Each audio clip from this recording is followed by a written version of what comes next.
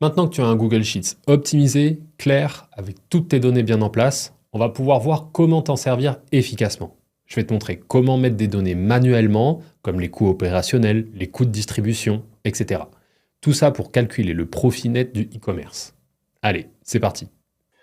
Donc voici le template Google Sheets pour Shopify qui est rempli avec toutes les données. Donc on va le regarder ensemble d'un peu plus près. On a ici une première partie, on peut choisir la période.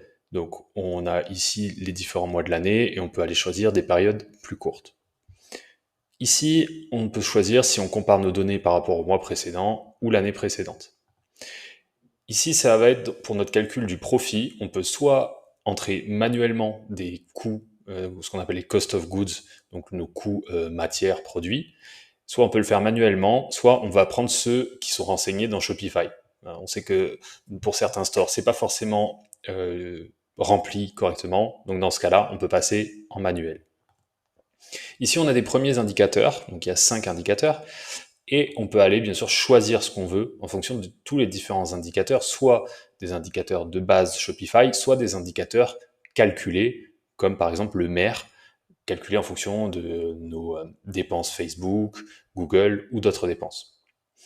Ici, si besoin, on a 5 autres indicateurs. Donc ici, par exemple, il y a le nombre d'articles par commande, le panier moyen, pourcentage de remboursement et un coût d'acquisition. Si on descend, ici on a une vue sur 24 mois. Encore une fois, on peut aller choisir les indicateurs qu'on veut montrer ici. Si on veut montrer, hop, par exemple, les commandes, ça arrive comme ça. Là, je reviens sur les ventes.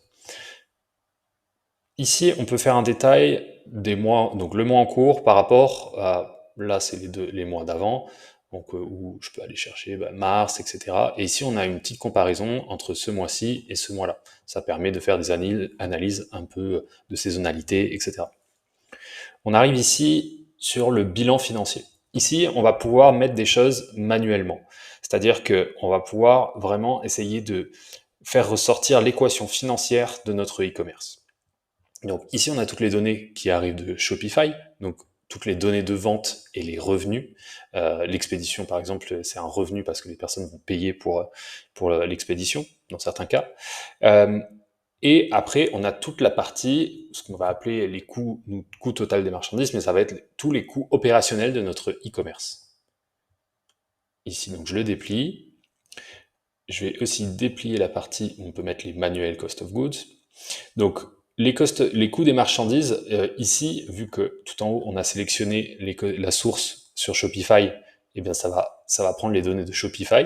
Par contre, si je bascule sur du manuel, hop, ici, ça va prendre en fait, ici j'ai défini 50%, je définis par exemple 35%, ça va prendre en coût de matière 35% des ventes nettes de chaque mois. Donc ça, c'est une manière de le faire manuellement et de l'avoir manuellement. On peut aussi mettre un coût fixe par mois lié aux expéditions. Par exemple, si on a un entrepôt, etc., des frais fixes, on peut le mettre ici. Donc c'est à mettre ici, et ça, c'est répercuté sur tous les mois de l'année. On a aussi des frais de traitement des commandes. Donc 3,50 ici, ce qui a été mis, donc ça peut être modifié bien sûr, c'est par commande expédiée, et ensuite ici c'est par item dans la commande. Donc si une commande a 5 items, ça va faire à peu près 7 dollars de frais de traitement de la commande. Frais de transaction, ça aussi c'est pris en compte et on peut modifier ces deux choses-là. Donc ça c'est 25 cents par transaction, et ici le pourcentage sur la transaction. Si si le e-commerçant ou notre e-commerce a des salariés ou des coûts de salaire, par exemple 1500 euros, ça va être répercuté ici. Pareil pour des fournisseurs, donc ça peut être agence, freelance, n'importe quoi, on va mettre 2500 euros. Et ensuite les coûts des applications. Pareil, je peux le modifier, des applications Shopify, des outils, etc. Et n'importe quel autre coût peut aussi être mis ici. Si on veut ici mettre, voilà, on met ici ce qu'on veut. Voilà. Ça permet de mieux comprendre. Et donc ça, on va avoir ici donc tous les coûts opérationnels de notre e-commerce qui reviennent ici. Et ensuite, si on regarde le marketing, ici, ce Google Sheets est connecté automatiquement à Facebook Ads et à Google Ads. Donc ça va aller chercher toutes mes dépenses Facebook Ads, Google Ads sur ce compte. Si j'ai d'autres coûts, je peux le mettre aussi ici. Donc par exemple, si ici j'ai de l'influence, et c'est ponctuel, je vais le mettre ici, ben donc on aura un coût marketing qui va augmenter ce mois-ci, ici aussi par exemple. Et on peut mettre, ici si j'ai d'autres dépenses fixes, je peux aussi les mettre. Voilà. Donc tout ça pour vraiment essayer de mettre le plus proche du réel possible toutes nos dépenses marketing. Ce qui nous fait un total de coûts opérationnels, marketing, et ensuite les ventes. Donc là, je suis allé un peu fort sur le marketing ou les coûts opérationnels, mais ça nous permet de voir vraiment notre bénéfice net du e-commerce.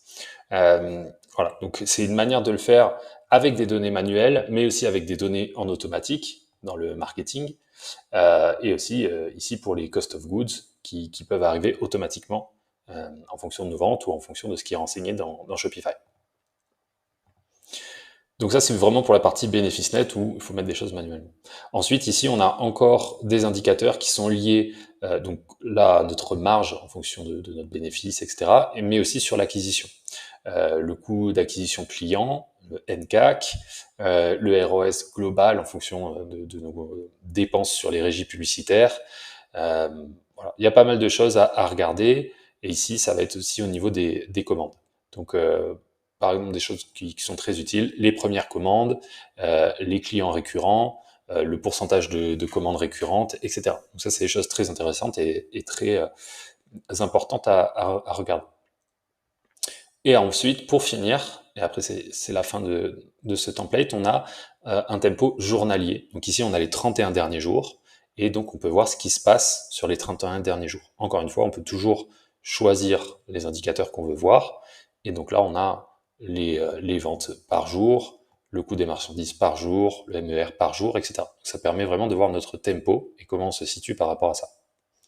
Donc voilà pour la présentation de ce template. J'espère qu'il va vous être très utile.